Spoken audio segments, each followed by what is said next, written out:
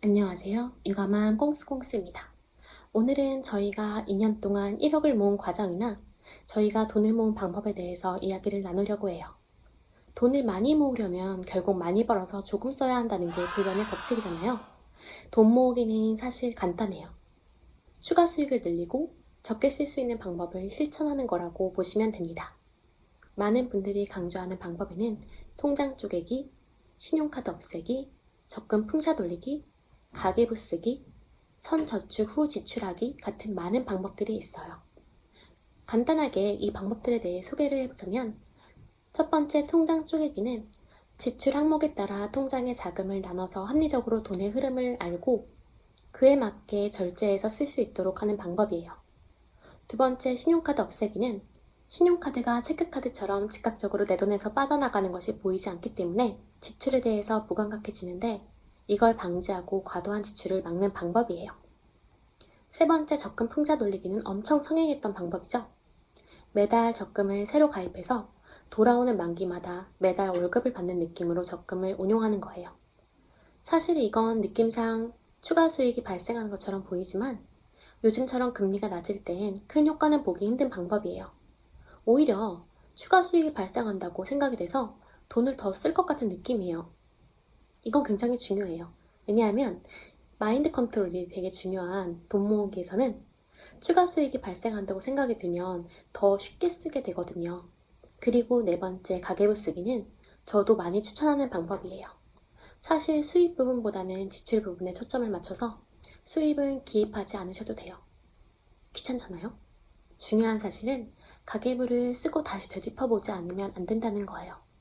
가계부는 단순히 쓴다는 것에 의미가 있는 것이 아니고 어디에 어떻게 지출을 하고 있는지, 그 부분을 보완할 수 있는가, 개선해야 하는 부분은 없는가, 지출을 줄여야 할 항목이 무엇인가, 이런 걸 체크하는 데 의미가 있거든요. 마지막으로 선저축 후 지출하기인데요. 저량 영상들에 무조건적으로 등장하는 방법이죠. 미리 저축액을 빼두고 나머지로 생활을 하는 건데요. 이 방법은 사실 강압적인 저축 실행법이죠. 가장 단순하면서 가장 효과가 좋다고 볼 수 있습니다. 하지만 저는 선저축을 실행하진 않았습니다. 제가 말씀드리고 싶은 가장 분명하고 가장 첫 번째로 하셔야 할 저축 방법은 저축하고 싶은 목표액 내지는 목표를 세우는 거예요. 예를 들자면 10년 내에 내 집 마련하기, 3년 내에 차 바꾸기, 5년 내에 결혼 자금 마련하기처럼 자금을 사용하고자 하는 목적성을 내 마음속에 깊이 새기는 거예요. 그리고 10년 내에 내 집을 마련하려면 얼마가 필요할지 자금 계획을 세우셔야 해요. 예를 들면 3억이라고 잡을게요. 3억이라고 생각하면 한없이 멀게 느껴지고 막연해지거든요. 그럼 그걸 또 1년의 계획으로 쪼개는 거예요. 그럼 매년 3천만 원이 모이면 돼요. 그것도 크게 느껴지는데 반년으로 쪼개면 1,500만 원이 되고 그걸 매달로 쪼개면 250만 원이 돼요. 그리고 그걸 매일로 쪼개면 8만 3천 원이 됩니다. 매일 8만 원가량 모으면 돼요.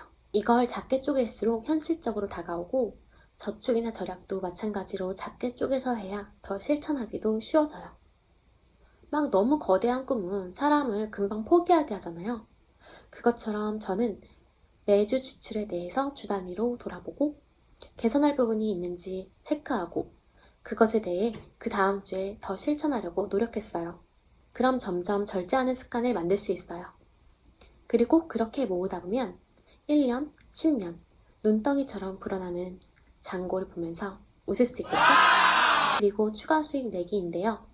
목표액을 정하고 수입이 목표액에 따라가지 않는다면 추가적인 수입을 창출하는 것도 중요하다고 생각해요.